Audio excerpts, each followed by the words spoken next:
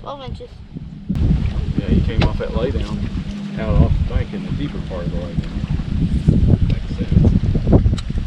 Yeah. Your trailer on. Black and blue.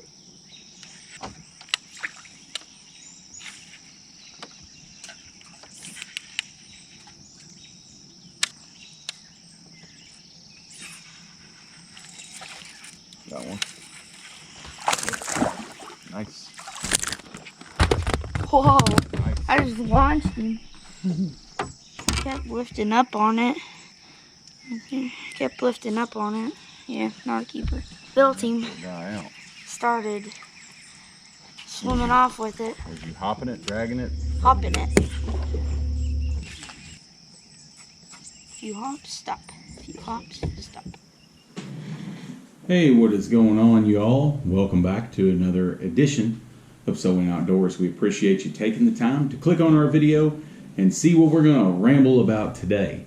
We do have a tournament coming up this weekend at a lake. It's about an hour from here, and I have not been there in like 15 years. Have had no time to practice, but Hunter has a youth tournament there this weekend, and I'm going to go and wing it, but doing it the way that I like to do this time of the year. Heat of the summer, things are really starting to heat up now, and studies have shown that July is the month in the summertime that there are more big bass up shallow than any other summer month. Now, there's a lot of speculation of why this is. One could be that the positioning of the thermocline in the water starts to warm rapidly, which creates somewhat of like this kind of similar to a turnover effect. But the thermocline shifts in some way that I don't really understand. But for some reason, it has a tendency to push some fish up shallow. Another theory on that has to do with, if you follow that around the full moon, some late spawning sunfish, bluegill, that, will be up there spawning around that full moon, and a lot of times that will pull those big fish up shallow. And the last thing is a lot of those bigger bass, at some point they kind of hit that lethargic stage where they just want to eat a bigger meal. It's kind of like, hey, on a hot summer day when I'm out working, building fence, and it's just burning up, the last thing I want is a greasy cheeseburger. But now, you take me and put me under a shade tree, and I don't have to work the rest of the day, bring on the cheeseburger. I'm all for it then. And I think sometimes that might be somewhat of what happens with some of these bigger bass in the summertime. When they move up shallow, they really start to target bluegill. So, there's not a better time for the summer to throw a jig than July. In July, I'm going to focus on a couple different options, even though there are endless ways to fish a jig. But I'm going to show you my favorites for July and why. So let's start with the one that I use the least. And nothing against the jig. This is a fantastic jig. But this is a Lost River Lures 3/4 ounce football jig, PB&J color. I keep my football jig colors very simple, as I do my flipping jigs, as I do my swim jigs. Very simple. I keep 3-4 colors. I like a brownish color, which a lot of times I fall back on PB&J, just a good staple for that. And then I like to keep a bluegill pattern, which would just be a watermelon candy, something pretty basic, and I can change my trailer to create a different color effect. So that's kind of my standard bluegill color. And then I want a bold bluegill color. Just when I'm feeling a little freaky, I guess, I want to throw something a little different. I will get some that's got some orange, it's got some baby blue. I'll even maybe put a trailer on this that's got a little chartreuse in it. There again, this Lost River Lures Rascal jig and football jig, and then also another Rascal jig here. Now, football jig, we all know summertime football jig plays offshore, long taper and points, just dragging it. a football jig can play. That is the one I use the least because, like I said, in July, I'm going up closer to the bank. I'm looking for laydowns. I'm trying to find those offshore spots and find the shallow water that is adjacent to those offshore spots. So a lot of main lake channel bends, banks that connect to long points or to a hump or offshore areas where I can find bluegill habitat, but I'm looking for that grass in those areas, aquatic vegetation, and I'm looking for isolated wood, a lay down, a treetop, or whatever, some stumps. Now 3/8 is my go-to, just all-around flipping jig. But this is not just a flipping jig. This is what I call my catch-all jig. I will flip this jig, I'll cast this jig, I'll skip this jig, I'll swim this jig. It covers the entire spectrum. Multi-purpose, utility, whatever you want to call it, that's what this jig is. I have noticed that in the summertime, if you will step this up to a 1/2 ounce and you get that little quicker fall, and especially with the trailer that has less drag, that will get you that reaction bite, especially if you're flipping laydowns or boat docks. Now in grass, I like the 3/8 just because I can feather it through that grass a little bit better. It's less likely to ball up. Another key component of why I like to fish this jig in the grass is this light wire hook. Here's my reasoning. It's just like a Carolina rig. I like a light wire hook when Carolina rigging, especially around grass, because when this bait gets hung in that grass and a fish bites it, and I got to pull this thing through grass and the fish through grass, so to speak, when I go to set that hook, I want penetration.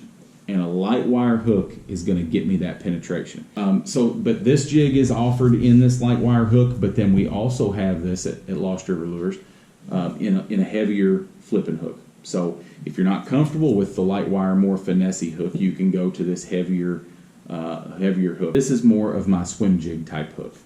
I want a stouter hook when I'm fishing a swim jig because I'm predominantly going to fish this around boat docks. As I skip this bait up under boat docks and swim it out, those fish are coming out into open water or out off the edge of those docks to grab this jig, and I want that heavier, stouter hook to get that fish pinned, get him turned, and flip that sucker in the boat as fast as possible. The other reason that I go to this heavier hook when I'm fishing boat docks is the light wire hook. If you're not a real pinpoint caster, like me, I'm not a very great caster, I'm going to hit a dock or two. The paint on the heads, it don't lie from all the docks that I've hit. Now, that's no slight on the paint job on these. These are great jigs, good quality jigs at Lost River Lures, but I beat them up and I test them. Now, the light wire hook, if you smoke a dock with it, it will bend. And you only get so many bends before a hook's going to break. So I do like the heavier hook around the boat docks. I'm going to bend this hook a whole lot less if I do smack a boat dock when I'm trying to skip up under one. So keep that in mind.